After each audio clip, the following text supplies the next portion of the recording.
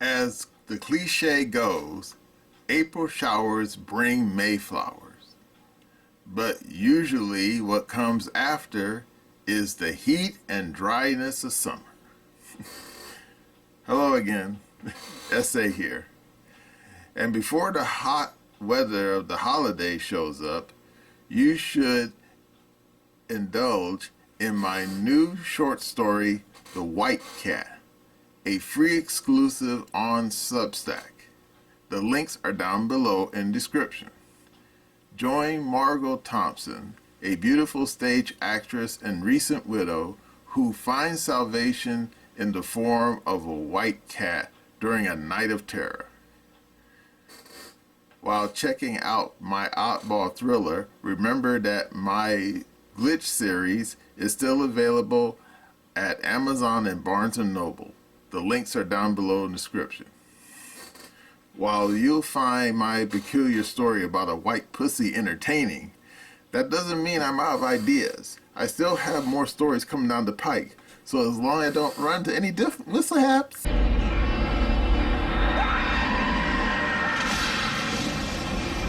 you'll see those stories as well.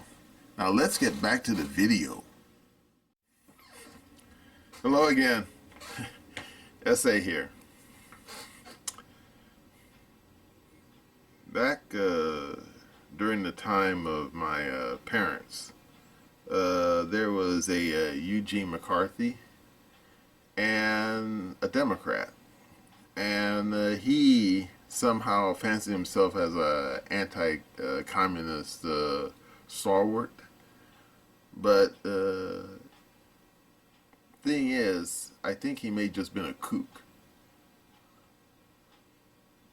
because back during that time period there was a lot of anti-communist stuff going on, and indeed people used to say the phrase better rather be dead than red and stuff like that, and that eventually led to the anti-American congressional hearings, where they're basically dragging various people, where they be members of the bureaucracy, the members of the military, even people in Hollywood, to basically name names.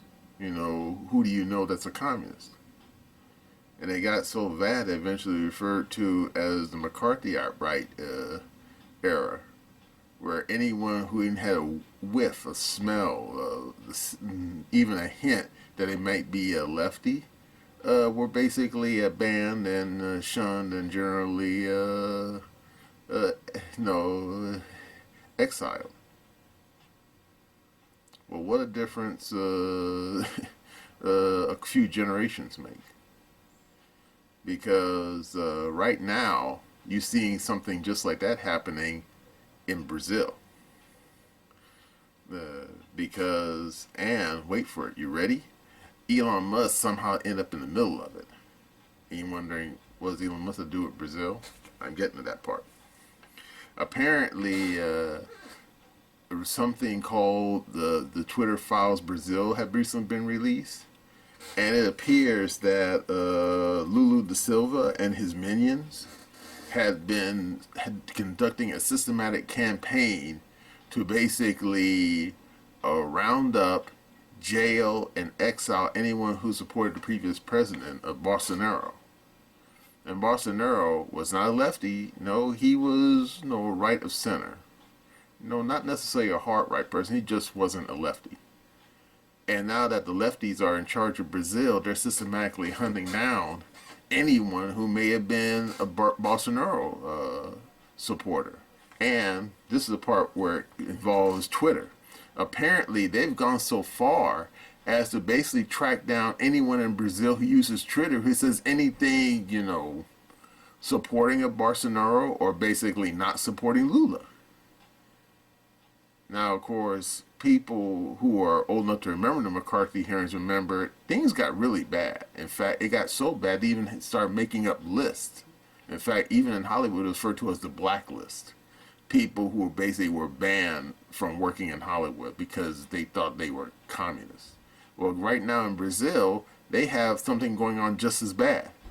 Except it's not so much a list, it's basically so much a list of people who are in jail. And you say, well, what's that do with us? I'm getting to that part. Now, before I do, I'm going to show you a snippet of a video from Dr. Steve Turley, who really gets to the nuts and bolts of what's going on in Brazil. And then I'll continue. All right, here we go. There's a massive uprising happening in the nation of Brazil. And as it turns out, none other than Elon Musk has found himself in the middle of it. We're going to see what's happening in this raging battle between X and the Brazilian Supreme Court and what it all means for the future of free speech, both here at home and abroad. You're not going to want to miss this. April 3rd, investigative journalist Michael Schellenberger released the Twitter Files Brazil that revealed for all to see records released by X, formerly Twitter, that showed that, quote, Brazil is engaged in a sweeping crackdown on free speech led by a Supreme Court justice. A number of members of the Brazilian Congress, as well as fellow journalists, were cited in the bombshell report as having been targets of censorship, and virtually all of them are supporters of former Brazilian President Jair Bolsonaro. And the files went on to document how this single judge, Justice Alexander de Moraes, who bizarrely looks like an evil villain straight out of the Marvel or DC comic universe. Elon's calling him Brazil's Darth Vader.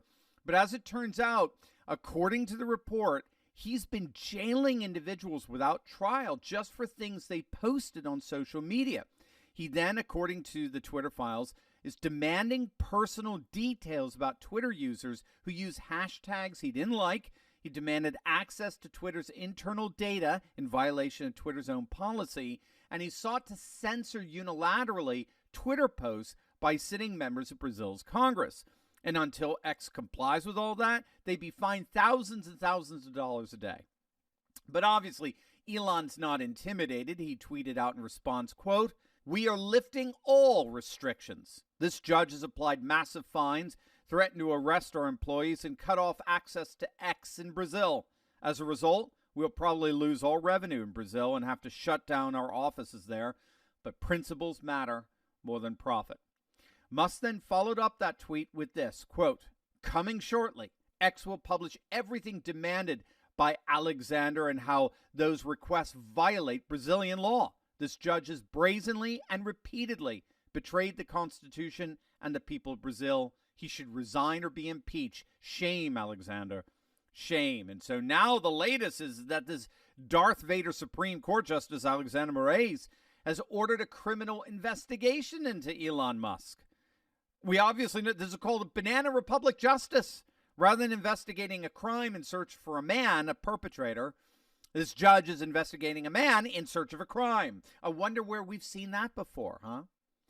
Now, needless to say, this isn't the first time Elon has stared down attempts by governments to censor content on X. Just a few months back, the bullies in Brussels over at the EU launched their first ever investigation based on its new draconian and authoritarian social media rules. The European Commission announced that they had opened infringement proceedings into X, accusing the platform for not doing enough to stop supposed disinformation and hate speech from spreading online. I love how this tweet responded to these so-called infringement proceedings.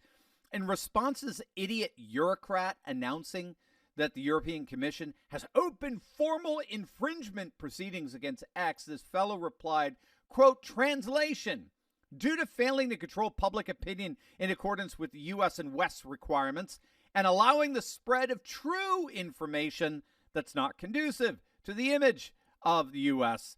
and the West. And that's spot on, obviously, the U.S.'s leaders. What this is ultimately about is the fact that Brazilian and EU bureaucrats can't control Elon or X like they can other platforms. And that is why he's such a target. When it comes to Brazil in particular, we're actually dealing with a whole new level of statewide corruption. You might be unaware, but the current leftist president there, Lula da Silva, back in 2017, he was sentenced to 12 years in prison after being convicted in one of the biggest corruption scandals in Brazil's history, if not the world. And he was barred from ever being able to run for the presidency again.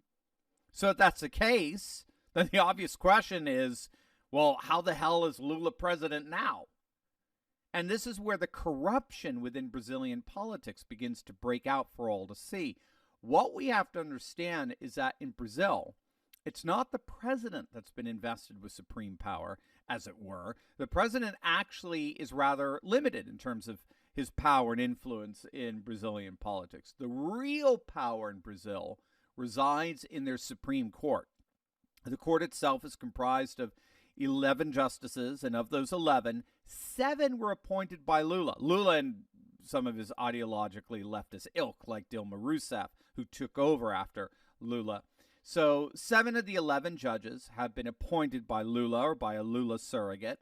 So what happened is that back in 2021, without any explanation, one of the Supreme Court justices, a fellow who was appointed by Lula forces, overturned Lula's conviction, simply stating that it lacked necessary justification. If I recall, the formal decision claimed that the trials were not held in their proper venue, their proper trial venue.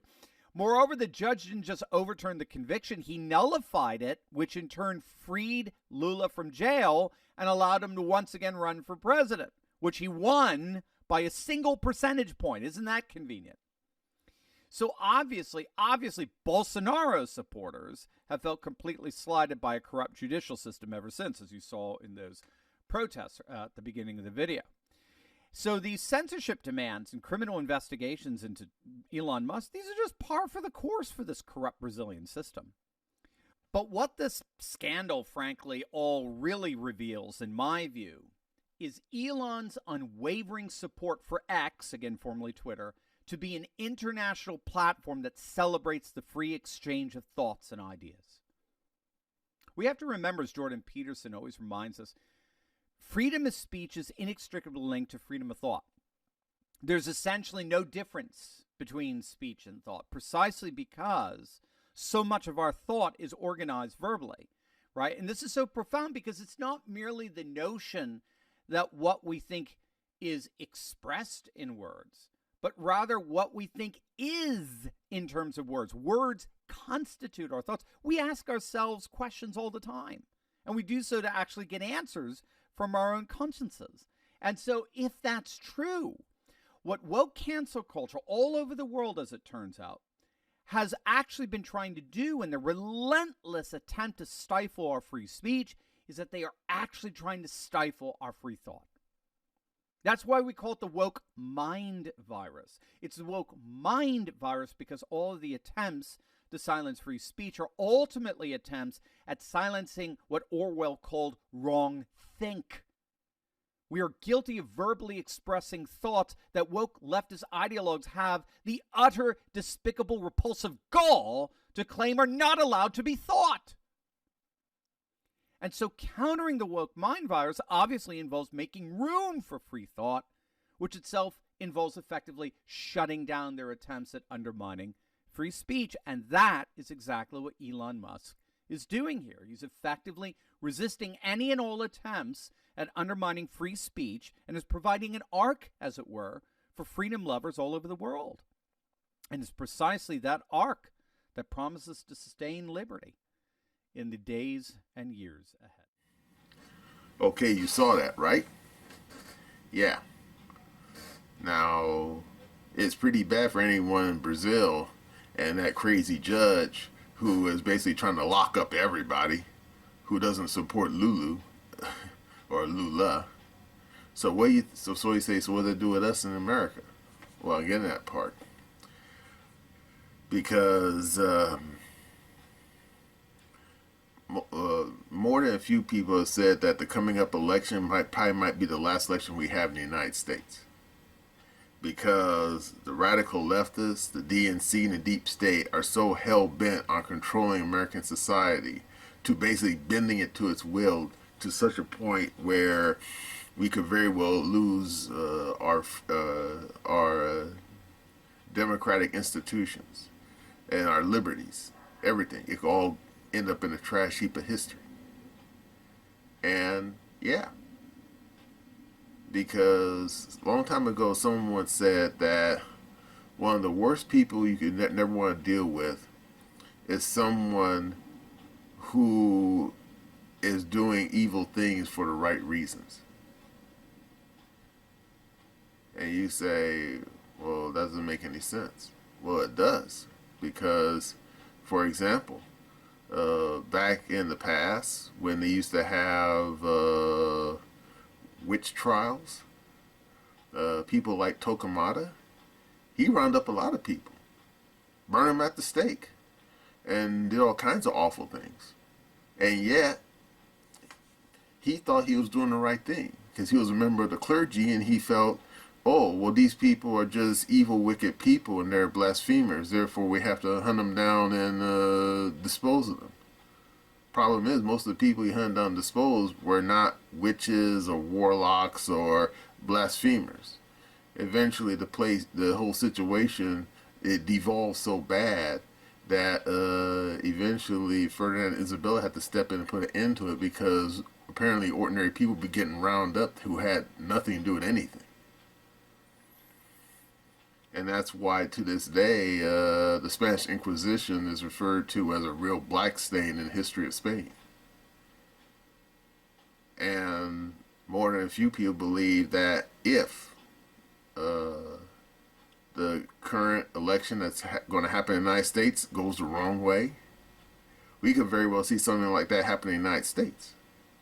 Now, of course, a lot of you probably saying, oh, we have democratic institutions. They wouldn't dare try to pull something like the Spanish Inquisition here. You sure about that? I guess you forgot about the Salem witch trials. That happened here. Of course, that was before the United States, but it still happened here. And, according to the historical record, a lot of people who were later hunted down and strung up, they didn't burn them at the stake, they just hung them.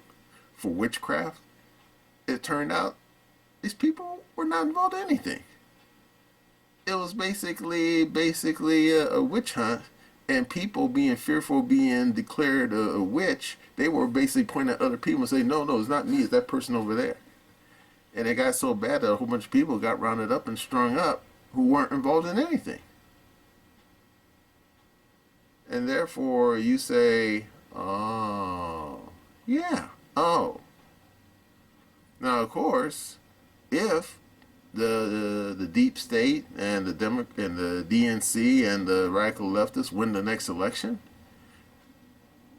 holy cow. You're going to likely see a whole bunch of repression in the United States that you would not believe. It'll make the McCarthy era look like a walk in the park. And you could very well see people being rounded up just for wearing one of those Trump hats and being put in prison for life. And probably not even make it to the prison, probably get strung up on the nearest street corner. No joke. And then, of course, all that radical woke nonsense will likely be codified under law, especially if the radical leftists take over Congress. Because did you remember what some of these knuckleheads were saying right after Biden became president? They wanted to stack the Supreme Court and they wanted to impeach Clarence Thomas. I mean, for what? No reason. Because apparently he wasn't a radical lefty like these people are. So imagine what would happen if these radicals win the next election. I mean, you're going to see a tumult in this country that you wouldn't believe. And it'll likely be like what's going on in Brazil, times 100.